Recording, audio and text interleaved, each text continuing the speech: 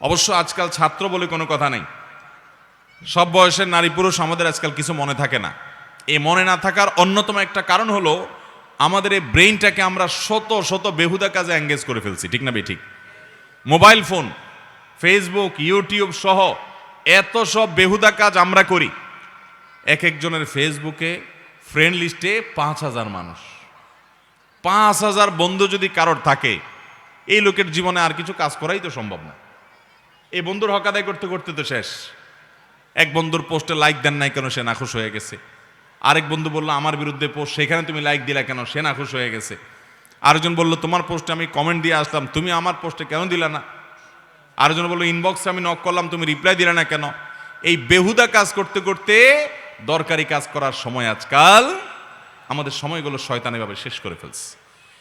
Mobile এবং ফেসবুককে যদি আপনি নিয়ন্ত্রণ করতে না পারেন, তাহলে এটা ব্যবহার করাই আপনার জন্য জায়েজ নাই।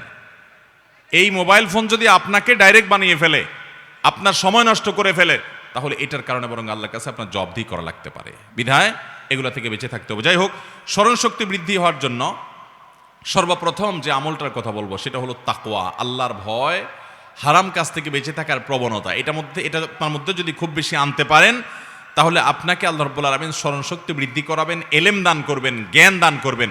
আল্লাহ বলেছেন ওয়াত্তাকুল্লাহ ইউআল্লিমুকুমুল্লাহ, তোমরা আল্লাহকে ভয় করো, আল্লাহ তাআলা তোমাদেরকে এলিম দান করবেন। সাহাবায়ে কেরাম নবী করিম সাল্লাল্লাহু আলাইহি সাল্লাম থেকে হাদিস শুনতেন, তারা যেভাবে মনোযোগ দিয়ে হাদিস শুনতেন, মনে হতো কোনো মরা কাঠ বসে আছে, পাখি এসে তাদের মাথার উপরে বসতে পারবে, এইভাবে মনোযোগ দিয়ে হাদিস শুনতেন। এবং তাদের দীর্ঘ হাদিস নবী সাল্লাল্লাহু আলাইহি সাল্লাম থেকে একবার শুনতেন, পুরোটা মুখস্থ হয়ে যেত। তাকওয়া ছিল তাদের মধ্যে। মুসলমান আল্লাহ রাব্বুল আলামিনের পক্ষ থেকে সাহায্য পাওয়ার জন্য হারাম থেকে বাঁচার মানসিকতা থাকতে হবে, তাকওয়া থাকতে হবে। দ্বিতীয়ত, কিছু খাবার আছে যে খাবারগুলো স্মরণশক্তি বৃদ্ধি করার জন্য মুহাক্কিক ওলামায়ে কেরাম, ইসলামের সোনার যুগের অনেক মনীষীগণের অনেক বক্তব্য উক্তি পাওয়া যায়। যেমন কিশমিশের কথা অনেক ওলামায়ে কেরাম বলেন যে এটা যত বেশি খাওয়া হয়, বেশি পরিমাণে কিশমিশ খেলে স্মরণশক্তি বৃদ্ধি হয়। আদার কথা অনেকে বলেছেন। আধুনিক যুগে অনেক গবেষকরা গবেষণা করে অনেক খাবার বের করেছেন যে এই সমস্ত খাবারগুলো, এগুলোতে স্মরণশক্তি বৃদ্ধি পায়। স্মরণশক্তি বৃদ্ধির জন্য তৃতীয় আরেকটা গুরুত্বপূর্ণ বিষয় হলো সময় মতো ঘুমানো। আমাদের বেশিরভাগ ছাত্ররা দেখবেন রাত 12টা 1টা 2টা পর্যন্ত বই পড়ে, এরপরে দেয় ঘুম, সকাল 9টায় উঠে ফজর নামাজ নাই। ঠিক না ঠিক? এই যদি অবস্থা হয় তো আপনার স্মরণশক্তি কোত্থেকে বাড়বে? স্মরণশক্তি বৃদ্ধি হওয়ার জন্য অনেক গুরুত্বপূর্ণ একটা আমল হলো টাইমলি ঘুমানো, সুন্নাহ লাইফস্টাইলকে ফলো করা। আপনি খাবারের ক্ষেত্রে সুন্নাহ লাইফস্টাইল ফলো করেন, পেটের 3 ভাগের 1 ভাগ খাবার, 1 ভাগ পানীয়, আর 1 ভাগ খালি রাখেন। সালাদ টালাদ জাতীয় খাবার বেশি করে খান, তাহলে পানীয়র কাজ হয়ে যাবে। সামান্য খাবার খান, বেশি পরিমাণে সালাদ খান, তাহলে পানীয় হয়ে গেল, খাবার হয়ে গেল, আর একটু খালি রাখেন। এই সুন্নাহটার উপর আমল করা যে কত কঠিন। খালি রেখে আবার উঠবো কেমনে? এত আইটেম আবার খালি রাখি উঠি কেমনে? ভাইরা আমার, এখন অবশ্য ডাক্তাররা যখন আমাদেরকে ফজিলত বলা শুরু করে দিছে, হুজুরদের ফজিলতে কাজ হয় নাই, ডাক্তাররা যখন বলা শুরু করে দিছে যে বেশি খাইলে খবর আছে, শরীরে তেল চর্বি থাকলে খবর আছে, এই জন্য খানা কন্ট্রোল করেন। এখন মাশাআল্লাহ অনেকে খানা কন্ট্রোল করতেছে। নবী করিম সাল্লাল্লাহু আলাইহি সাল্লাম সপ্তাহে 3 দিন, মাসে 3 দিন রোজা রাখার জন্য নির্দেশ করেছেন, ওসিয়ত করেছেন।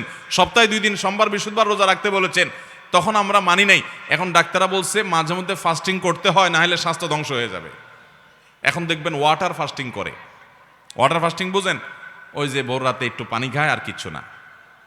কারণ তাকে কিটো ডায়েট করতে হবে, টমুক ডায়েট করতে হবে, স্বাস্থ্যের শরীরে চর্বি কমাইতে হবে, তার যৌবন আবার ফিরিয়ে আনতে হবে। এই জন্য খানা কমায় চর্বি গলায়। ডাক্তাররা ফজিলত বলার পরে আমল শুরু করছেন। আর আমাদের নবী সাল্লাল্লাহু আলাইহি ওয়াসাল্লাম 1.5 বছর আগে বলে রেখে দিয়েছেন, সুন্নাত মানার মধ্যে কল্যাণ আছে, উপকারিতা আছে, না মানাতে ক্ষতি আছে, কোনো সন্দেহ। অতএব স্মৃতিশক্তি বৃদ্ধির জন্য সুন্নাহ লাইফস্টাইল, সেটা খাওয়ার ক্ষেত্রেও এবং আপনার ঘুমের ক্ষেত্রেও। আমরা এই যে করোনার সময় যখন ডাক্তাররা অনেকে বলতে শুরু করলেন, অনেক গবেষকরা আমাদেরকে জানালেন যে রাতের 10টা থেকে 2টা পর্যন্ত এই টাইমের ঘুমটা মানুষের শরীরে ইমিউন সিস্টেমকে স্ট্রং করে, রোগ প্রতিরোধ ক্ষমতাকে বৃদ্ধি করে। তখন মাশাআল্লাহ অনেকেই দেখবেন যে করোনার সময় তাড়াতাড়ি রাত্রে শুয়ে যেত, কারণ মরার ভয়ে, করোনা ধরে ফেলবে, মরে যাবে, এই জন্য তাড়াতাড়ি ঘুমায় যেত। আর নবী করিম সাল্লাল্লাহু আলাইহি সাল্লাম সেই 1450 বছর আগে আমাদেরকে বলে গেছেন, রাতে এশার পরে আর কোনো আলাপ সালাপ না করে খুব দ্রুততার সাথে শুয়ে পড়ো, যাতে করে তুমি রাতভর ঘুমাতে পারো। রাতভর ঘুমালে কি হবে? মানুষের ব্রেন সতেজ থাকবে, মানুষের স্মৃতিশক্তি বৃদ্ধি পাবে, সুস্থ থাকবে, শরীরে রোগ প্রতিরোধ ক্ষমতা বৃদ্ধি পাবে। এখন এত রোগ, এত হাসপাতাল দিন দিন বাড়তেছে, কিন্তু রোগীর সংখ্যা কমতেছে না, রোগীর সংখ্যা দিন দিন আরো। বাংলাদেশে মানুষের সংখ্যা, জনসংখ্যা দিন দিন সে হারে বাড়ছে না যেই হারে হাসপাতালের সংখ্যা বাড়ছে। জনসংখ্যা কিন্তু আস্তে আস্তে কমছে, আমাদের প্রেডিকশন বলছে আরো কমে যাবে, অথচ হাসপাতালের সংখ্যা বাড়ছে, কিন্তু হাসপাতালে রোগীর ভিড় কমছে না, রোগীর ভিড় দিন দিন আরো বেড়ে চলেছে। এর অন্যতম একটা কারণ হলো আমরা সুন্নাহসম্মত লাইফস্টাইল পরিহার করেছি ভাইরা আমার। সেজন্য সুন্নাহসম্মত লাইফস্টাইল গ্রহণ করবো তো ইনশাআল্লাহ। রাতে তাড়াতাড়ি শুয়ে পড়বেন। এই মোবাইল ফোন আমাদের জানের শত্রু হয়ে গেছে। 12টা 1টা পর্যন্ত দুই হাতে মোবাইল ধরে টিপতে টিপতে, মোবাইলের মুনাজাত করতে করতে আমাদের ঘুম আসে না।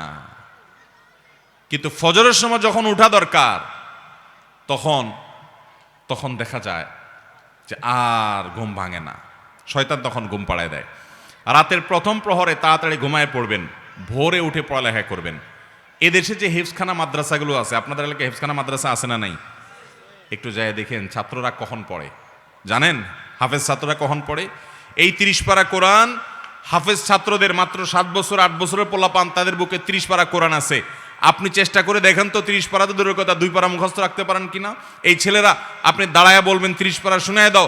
অনেক হাফেজ আছে আপনাকে সকালে ফজরের পরে দাঁড়াবে, রাত 10টা 11টা পর্যন্ত এই পুরো টাইম পড়তে থাকবে, মাঝখানে শুধু নামাজ পড়বে আর খাবে, ইস্তিনজায় যাবে, টয়লেটে যাবে, আর পুরো টাইম পড়ে যাবে। 30 পারা একটানা শুনায় দিবে। পৃথিবীতে যদি কিছু আশ্চর্যজনক বিষয় থাকে তার ভিতরে এটা একটা, যে এত বিশাল বড় গ্রন্থ, এত বিশাল বড় বই, আল্লাহর কালাম কোরআনে কারীম, এটা এই ছোট ছোট বাচ্চারা মুখস্থ করে ফেলে এবং তাদের স্মৃতিতে সারা জীবন তারা ধরে রাখে। রমজানের তারাবিতে আপনারা দেখেন দাঁড়ায় 30 পারা তারা শোনায় দেয়।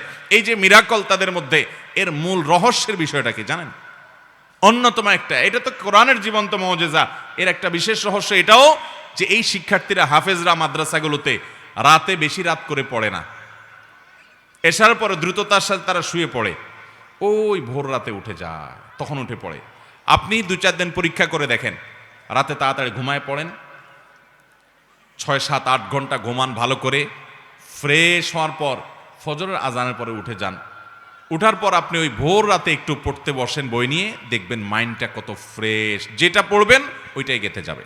স্মৃতিশক্তি ধরে রাখার জন্য এই সুন্নাহ লাইফস্টাইলে কোনো বিকল্প নেই। সেই সাথে অহেতুক বেহুদা কাজ ছেড়ে দিতে হবে। যত ফালতু কাজ ছাড়বেন তত বেশি স্মৃতিশক্তি আপনি ধরে রাখতে পারবেন। এখন আপনার মাথা কত কিছুতে এঙ্গেজ করবেন আপনি, আপনার ফেসবুক, আপনার ইউটিউব, আপনার টুইটার, আপনার টিকটক, আপনার ইমো, আপনার হোয়াটসঅ্যাপ, আরে বাপরে বাপ, এত কিছুর হক আদায় করতে করতে ইমোতে 10টা নোটিফিকেশন এসে আসে, হোয়াটসঅ্যাপে 15টা নোটিফিকেশন এসে আসে, ফেসবুকে 20টা এসে আসে, তারপরে আপনার ইউটিউব চ্যানেলে 20টা 50টা নোটিফিকেশন এসে আসে, একটা একটা করে চেক করলেন, এগুলোর হক আদায় করলেন।